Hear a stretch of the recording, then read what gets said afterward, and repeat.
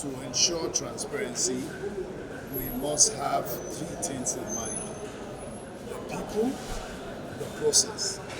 For us to activate that fully, we must bring in technology. Because we don't have clear information on what is going on, a lot of wrong information have been passed on, and a lot of people are already believing on them. Hello and welcome. This is Transparency Files. I am your anchor, Hawasani Garba. The public and private stakeholders play a strategic role in combating corruption through the provision of checks and balances for improving accountability in the public and private sectors. The civil societies, which comprise of regulatory bodies and non-state actors, such as professional associations, non-governmental organizations, and business membership organizations, are keys in ensuring accountability and transparency in public and private businesses. There is no doubt that shortcomings in the discharge of their functions spell disaster for such a society. Welcome to Transparency Files, ICPC's weekly television program. Today on the program, we shall beam our searchlight on transparency in public, private, and stakeholders partnership, PPSP, and how ICPC engages them to ensure transparency in public and private businesses. Also in this edition, we will bring you highlights of activities from ICPC state offices across the country. But first, let's bring you up to speed with updates on happenings around the world of the Commission. Joy is our guide. Over to you, Joy.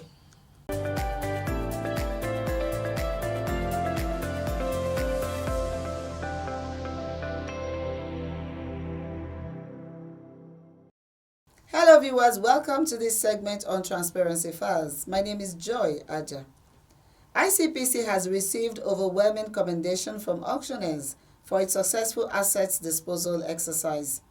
The 2024 exercise, which the Commission conducted recently at the auditorium of the Commission's headquarters in Abuja, had 40 auctioneers in attendance. The balloting exercise for the assets, which was organized by the Proceeds of Crime, Recovery and Management Department, POCD, of the Commission, saw 26 out of the 40 auctioneers winning various categories of assets disposed by the Commission on behalf of the federal government. The assets included plots of land, buildings, and vehicles. Earlier in his opening remarks, the acting director of POCD, Mr. Michael Agboro FCA, revealed that a total of 119 companies submitted expression of interest, but more than half could not continue as they did not meet the desired requirements. He told those who made it to the balloting process that they are partners with ICPC in ensuring that government gets value for forfeited assets. During the balloting exercise, 40 envelopes were dropped into a ballot box for participants to pick their ballot and display to the audience and the officials. Photos of items won by the successful auctioneers were also displayed alongside. At the end of the exercise, a total of 26 assets were won.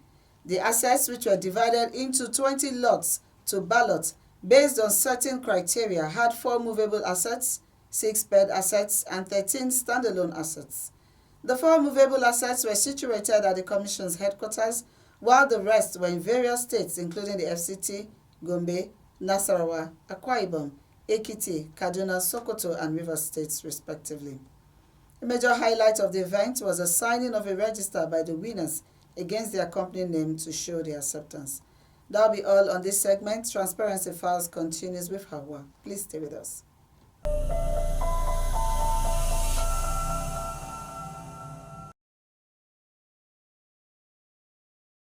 Whoa, Mr. HR, I've told you. You must employ my niece. All this one you're saying is story. Do the needful, Mr. Man. You can take your leave, I am busy. Yes, sir.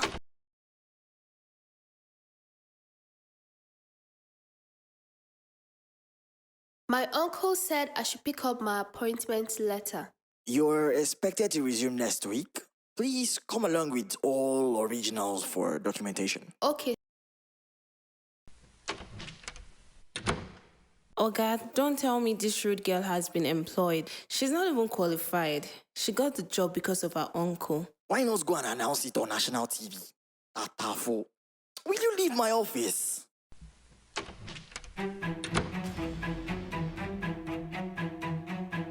HR, how did that girl end up in this office? GM, you didn't tell MD me. MD, sir, she's the GM's niece, and he asked me to employ her. Oh, so this organization is now a family business, right? Are you aware that she hasn't been certified? Oh, it shocked you, Abby?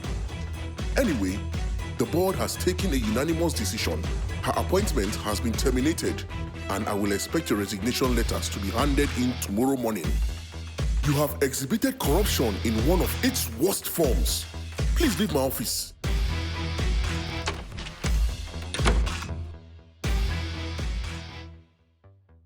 This message is brought to you by the Independent Corrupt Practices and Other Related Offences Commission. If you are just tuning in, this is Transparency Files, and our focus is on transparency in public and private businesses.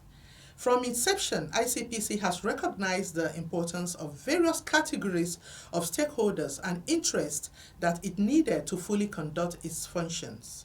Among these are the non-state actors who are already championing the cause of anti-corruption within the nation. The head, Education Division, ICPC, Mr. John Oko-Ode, brings us to speed on the Commission's relationship with these bodies over the years. Let's take a listen.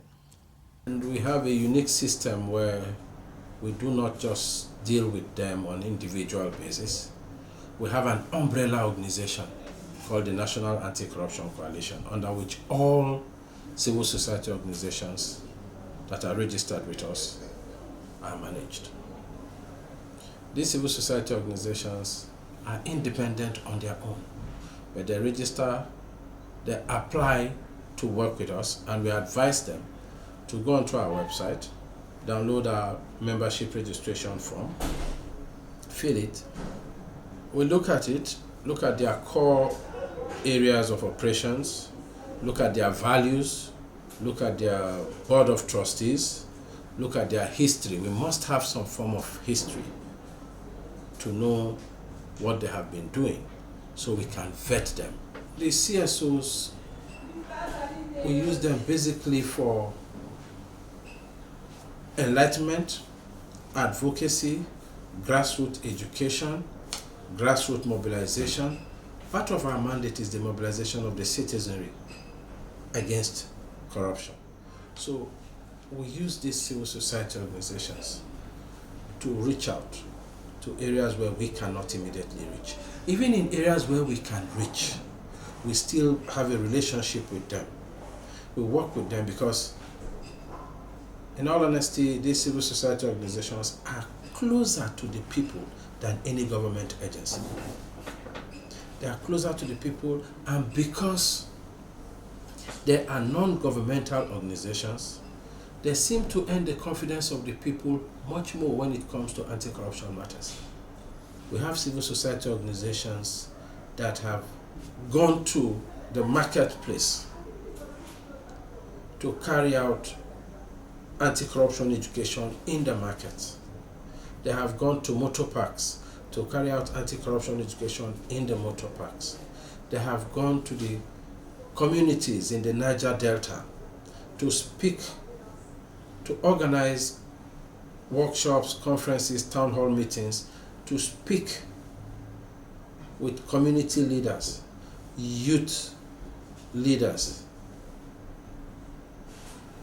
opinion molders, to speak with international oil companies that are based in the Niger Delta,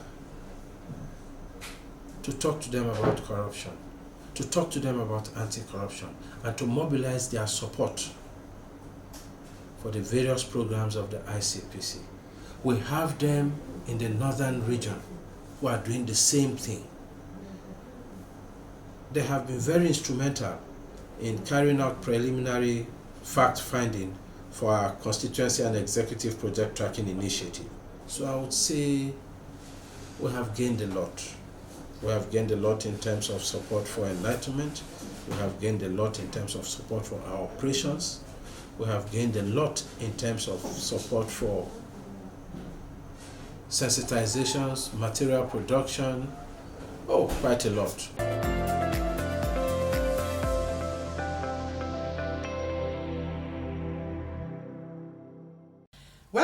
from that insightful interview. The focus is still on transparency in public and private businesses. As ICPC works tirelessly to tap into the gains of CSOs, stakeholders in the anti-corruption fight have also expressed strong belief that the Commission promotes ideals of good governance and rule of law that advocate for institutionalized accountability and transparency in the public sector. The chairman of ICPC, Dr. Musa Adamu Aliyu, at a recent event with civil societies organizations, stated that the Commission would help address the architectural gaps in the fight against corruption in Nigeria, as it would afford ICPC the opportunity to carry out prevention with non-state actors without many hassles. The Constitution of this country, Section 15, has acknowledged corruption and abuse of office is a challenge which we need to struggle to abolish it. It's not only the anti-corruption agencies at the national level and subnational that can tackle this challenge.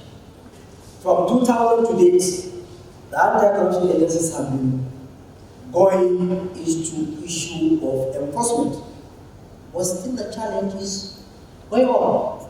So we need to look at the preventive measures and systematic reform.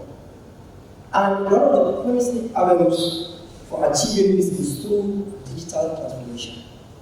It is imperative that many issues in tackling corruption and our efforts to address them be focused and deliberate. And the quest to ensure optimal performance in our NGOs, CSOs, deserve full support and collaboration of all. The battle of presence of the press and the ICPC management underscores the importance of today's session, and I commend all the staff of this commission for their unwavering support. Since I assumed duty as ICPC chairman, I have been having superb support from the staff of the commission. I want to thank you.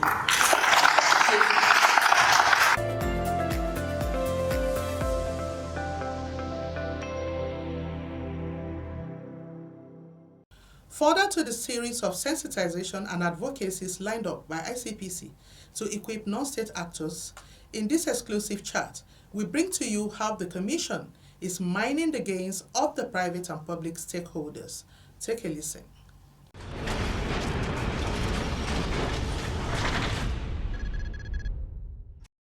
I will just speak on maybe 2 or 3 ways. One of it is access to information.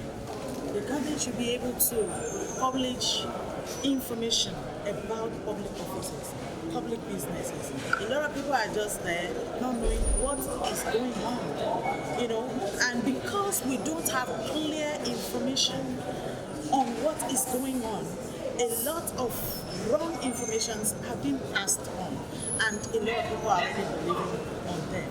Another way is Open Data Initiative, a situation where both projects, contracts, informations are clearly stated and accessible in a way that if I want to know what is going on in this country, I have a link, I could just go down there and then browse and know everything that is going on. Who got this contract? Was the contract executed properly? How much was disbursed for this contract? Our youths, they need to be empowered, because when you grow up thinking that corruption is a way of life, it is difficult for you to stop it. But when the youths are tackled, when they are empowered, when they are taught at a very young age, you find out that their mindset will change so that they will not go towards thinking that corruption is a way of life. To ensure transparency, we must have 3 things in mind: the people, the process. And for us to activate that fully, we must bring in technology. So we have quite a lot of policies that will strengthen the transparency process. But of course, we don't have the right mindset, otherwise the right tools to aid the people, because sometimes human error can lead to corruption.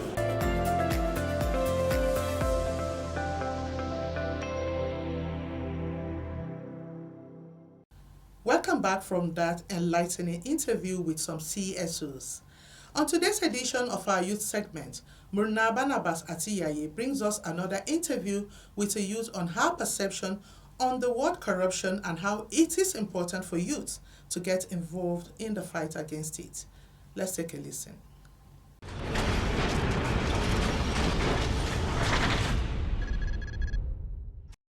Welcome to this segment of the program. Corruption erodes trust and undermines the social contract. It remains unarguably the largest impediment to economic progress. Young people continue to name corruption as the biggest challenge they face. The ability of the youth to actively engage in the fight against corruption cannot be overemphasized.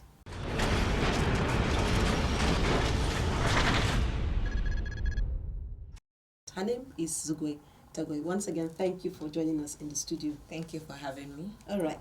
So we're looking at youth and the fight against corruption. What is the perception of the young people when it comes to the word corruption? For young people, I would say that our perception is basically no lack of access or poor access to basic social amenities, public utilities, whether it's healthcare, education, power, good business environment, water, and also nepotism when it comes to recruitment, employment, promotions. It can also be focus and emphasis on ethnicity, religion when it comes to certain opportunities and access. It is also poor access to information and consultation in terms of design, implementation, and monitoring of policies. They keep talking about corruption. Do you think they are really knowledgeable about how deep this thing has really eaten in the society? Oh, definitely. Because it's not just about head knowledge. It's something that young people get to experience every day. Whether you're paying for certain services, for young people that maybe own vehicles, you're going to renew a license, or you're driving, or you're seeking admission, or you're seeking job opportunities, or you're even doing a business and you need some sort of sound business environment, and then there are bureaucracies or protocols or policies that are not favorable, or there are policies that are not mechanisms that are not put in place to monitor certain policies that are supposed to make life better for you. These are things that they don't just know about from things they read, but it affects them daily. For females, you have things of sexual favors being demanded of them. There is so much that young people get to face daily that just makes them part of the people who not just know these things but experience it. Well, you said they are knowledgeable, but sometimes they tend to behave, they're indifferent about it. They feel as if something cannot be done. And so ICPC is saying that we need the youth to help us. So how important it is for these young people to ensure that they help the ICPC to fight corruption.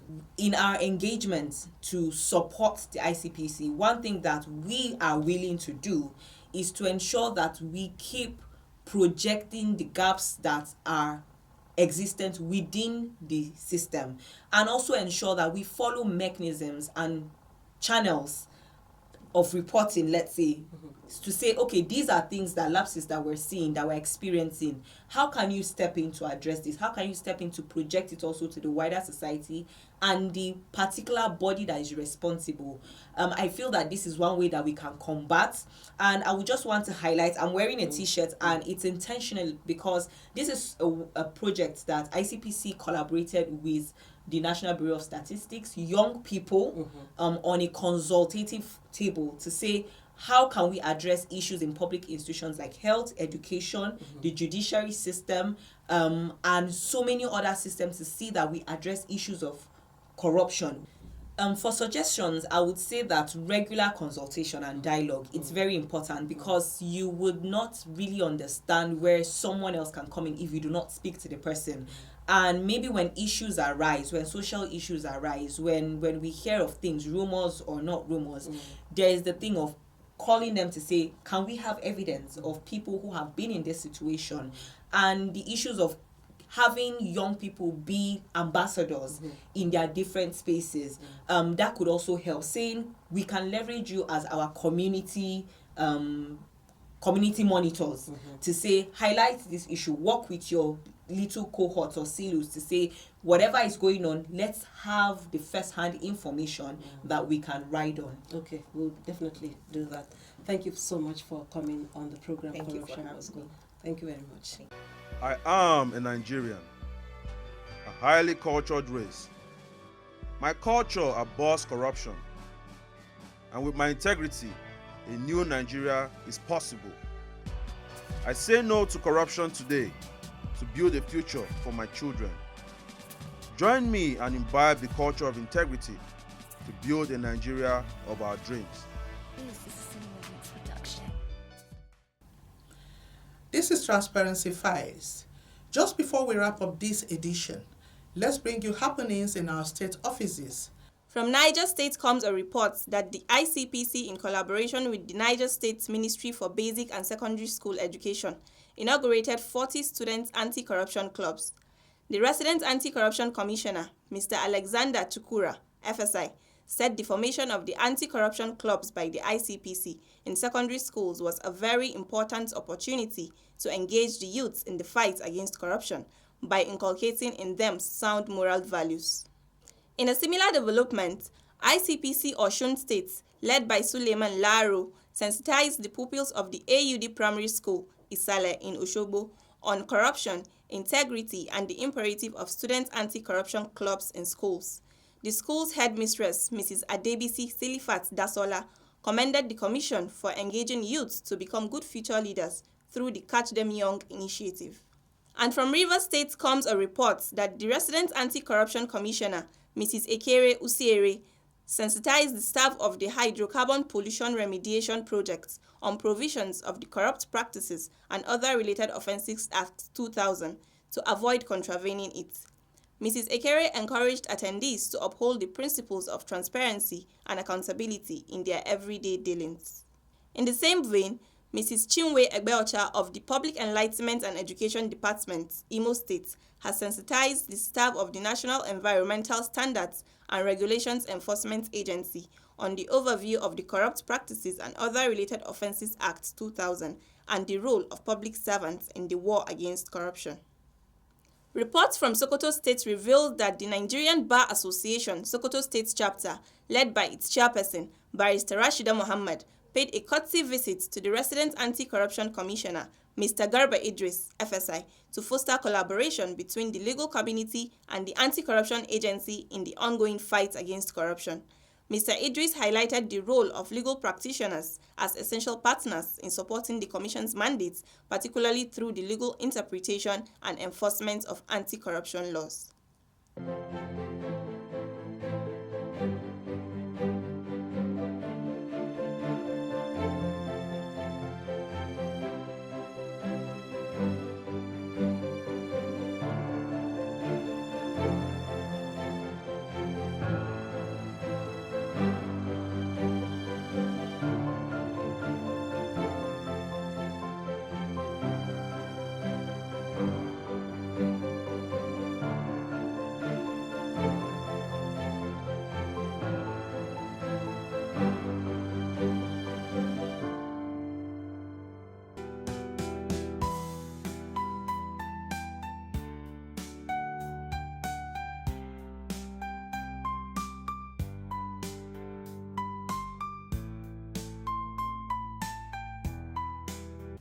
As ICPC continuously maintains that the fight against corruption must be sustained in the country for the benefit of present and future generations, it is believed that sustaining transparency in public and private businesses would not only help the country set a high standard, but would also serve as a veritable tool in rebuilding her image.